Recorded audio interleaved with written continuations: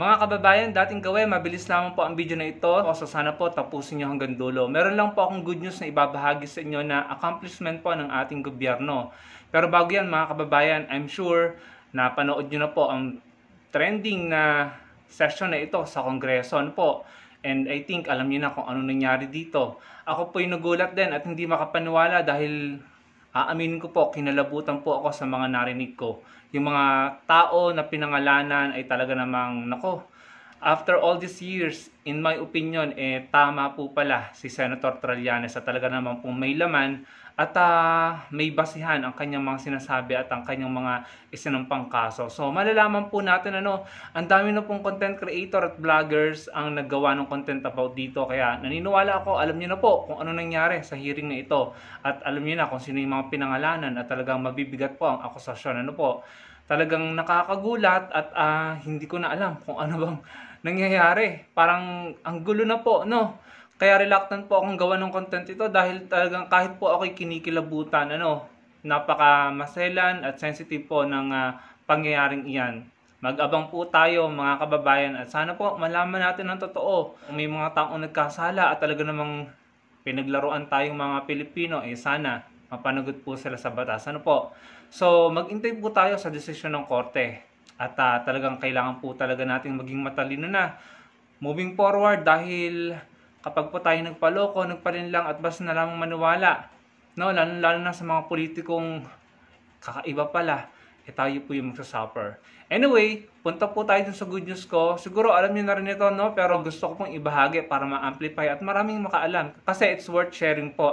Ito po ay nakakatuwa dahil may kinalaman po ito sa agriculture at talaga naman pong isang bagay na ginagawa ng ating gobyerno para masolusyonan po ang problema natin sa mahal na bilihin at nang magkaroon po tayo ng minimithin nating food security. Sabi po dito sa page ng ating Pangulo, sabi diyan, we're bringing rice processing closer to rice growing regions with the RCEF rice processing system too, significantly reducing costs and increasing income for our farmers. We're building better more to support our farmers every step of the way. Because when our farmers succeed, the Philippines succeed. Alam nyo, ganun po dapat yung pong ating mga magsasaka at mga mangingisda po dapat ang ating ine-empower at pinapalakas para po magkaroon tayo ng food security at makatulong po sila para pababain ng halaga ng ating mga pangunahing bilihin ng pagkain mga kababayan. So masaya po ako sa balitang ito dito po sa rice processing system to na ito dahil mas mapapalapit po sila sa ating mga magsasaka.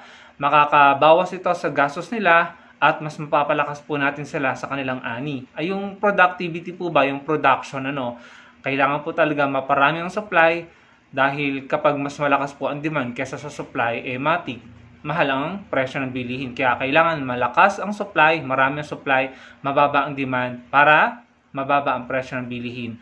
Medyo isingit ko lang mga kababayan. Ito po, magpapakatotoo ko sa inyo. Siguro maraming ayaw sa inyo kay Senator Kiko Pangilinan po. Pero gusto ko lang pong ibahagi sa inyo.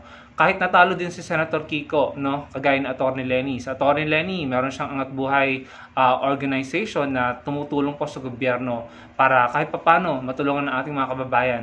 Si Senator Kiko naman po, ang focus niya ay ang ating ding mga magsasaka. Alam nyo, binahagi ko lamang ito dahil napag-usapan natin yung ginawa nila PBBM, yung nilapit po ang processing system para sa mga magsasaka natin. Si Senator Kiko, kung hindi niyo lang po alam, ay tahimik din po siyang nakikipag-ugnayan sa mga magsasaka natin. Ayan, papakita ko sa inyo yung kanyang mga naging proyekto.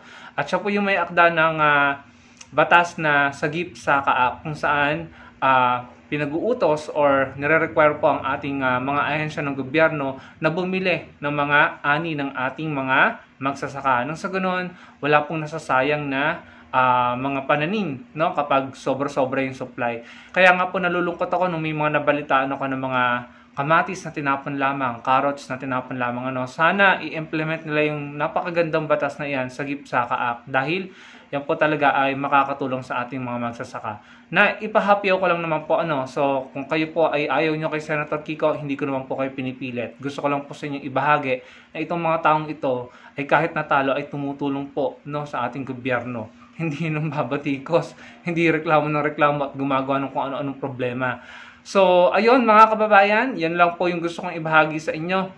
At Sinasabi ko nga po doon sa mga isiniwalat ng Jimmy Guban po yata yun, talaga naman pong nakakakilabot, nakakatakot at nakakagulat, no.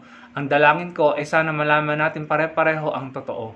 Yun lamang mga kababayan, maraming pong salamat. Patuloy po tayong magbabahagi ng mga magagandang nagagawa ng gobyerno at ng mga taong may totoong concern sa ating bansa, sa ating mga Pilipino. Maraming pong salamat sa panonood.